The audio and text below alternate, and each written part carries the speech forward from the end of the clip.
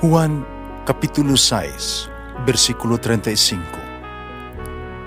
Si Jesus miingon kanila, "Ako mao ang pan nga naghatag sa kinabuhi.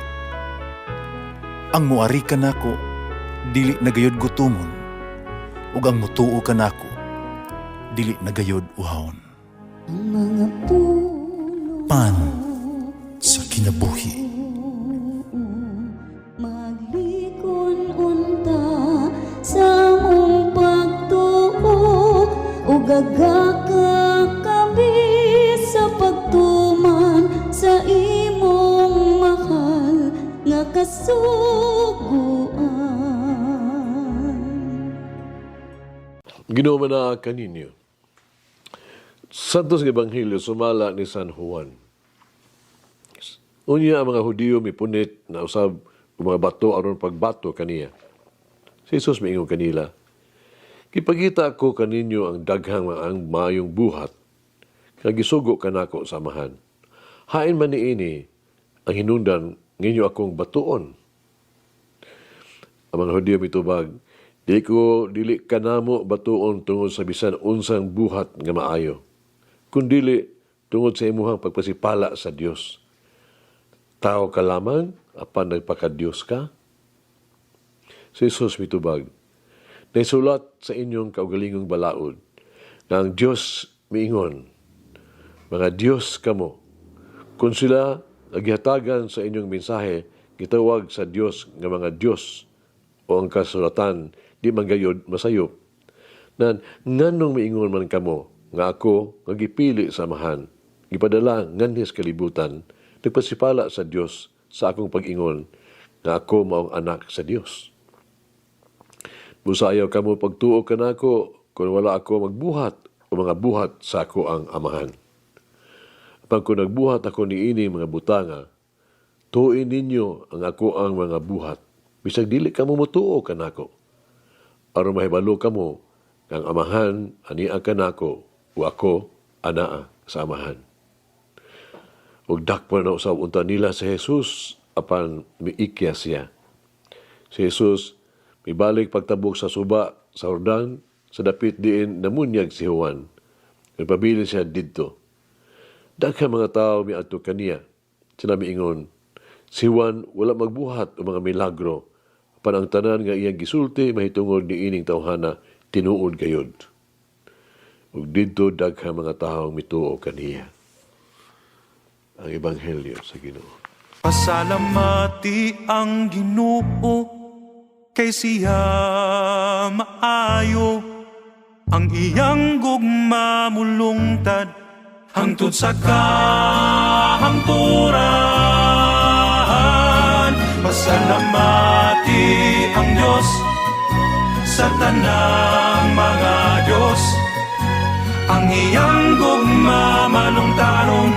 Pasalamati ang Ginoo sa mga Ginoo, ang iyang gugma malungtaron.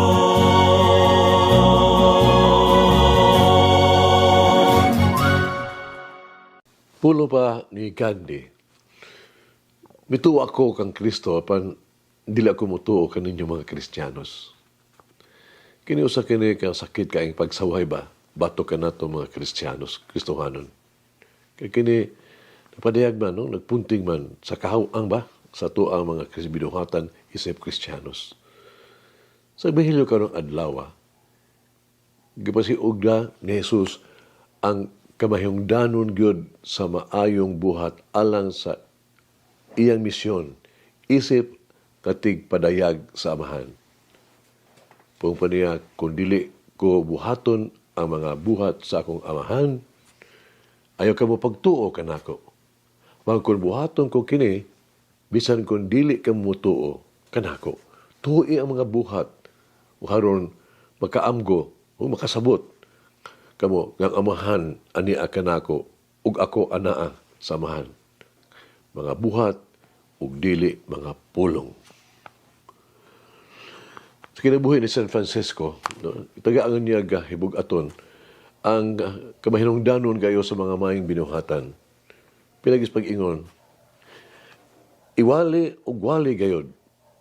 Pero gamita lamang ang mga pulong kung kinigikinahanglan. Ang epektibong pagsangyaw nag-uban og mga mayong panig-ingnan o pagsangyaw. Sa pagkatinood si San Francisco, wala mailhi tungod sa iyang ito maabdik o mapakhinanong mo kayo, no? Hindod kayo mga sermon panusa ka siya sa labing bantugan ng mga santos o Kristiyano sa tanang panahon. Nagpuyo siya sa usa ka kinabuhi nga radikal, puno sa kayano o kitahod ang tanan mga binuhat, bisan pagani ang mga timawa ng mga tao. Nagkasamok alang kanako ba ang pangutana sa mga tao matag karon og unya. No? Nga miingon sila nganong ang Pilipinas ba? No? Nagpabilin nga nasod nga kabus o nga to nga puno sa kagubot bisan pa sa kataas o kusgan kaayo presensya sa simbahan katoliko.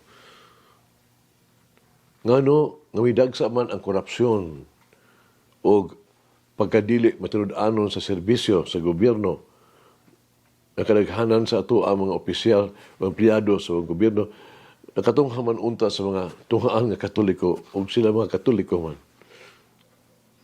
Dili ta kita lang dahil usagyod ka rason, no? Ngano nga ingon ni ini nga atong kahimtang. Pero sa lang kabutang nga klaro, adunay kapakyasan sa tuang mga leader, mga opisyal, sa pagsaksi sa ilang Kristohanong pagtuo. Human sa daghang katuigan, nagiwalay ka nato ang pulong sa Dios. May tingaling ang mga utana ta sa atong kaugalingon. Kung usaba kita sa angayang basulon, sa mga kaalautan sa tuang mga nasa atong nasod. Hinug na ang panahon nga atong dalhon ang tema sa selebrasyon sa centenaryo ba, sa Year of Faith ba, pagsaksi sa pulong. Di lang isipon slogan, kundi isip yun pagpadayag sa pagsalig sa misyon, sa pagbag-o sa katilingban sa Pilipinas. Mag-ampo kita. Jesus, yung Jesus, sa panahon sa Kwaresma, nangita ako og espirituhanong pagbago ug mas lawom nga koneksyon kanimo. Puna ako sa imo ang balaang espiritu. Libyuhan ako ang kasing-kasing ug paduula ako sa imong gugma o grasya. Amen. Mary, teach me to love even those who harm me. Malangin ang Diyos magagahom sa tanan, Amahan, Anak, Espiritu Santo. Amen. May the Lord of the divine mercy bless us all, heal us from all diseases and suffering. Ayun unta niya kita, tanang mga sakit na sa lawas o sa kalag, body and soul. In the name of the Father, the Son, and of the Holy Spirit. Jesus, I trust in you. Amen. Whoever eats the bread of life will never hunger, says the Lord. Kay galaan inyong nabati ang pagpaambit ug hamubong pamalandong sa pulong sa Dios pinaagi sa tulumanon. Pan sa kinabuhi nga gidumala ni Monsignor Daddy Silva. Hangtod na usab sa sunod higayon, daghang salamat. The bread of life.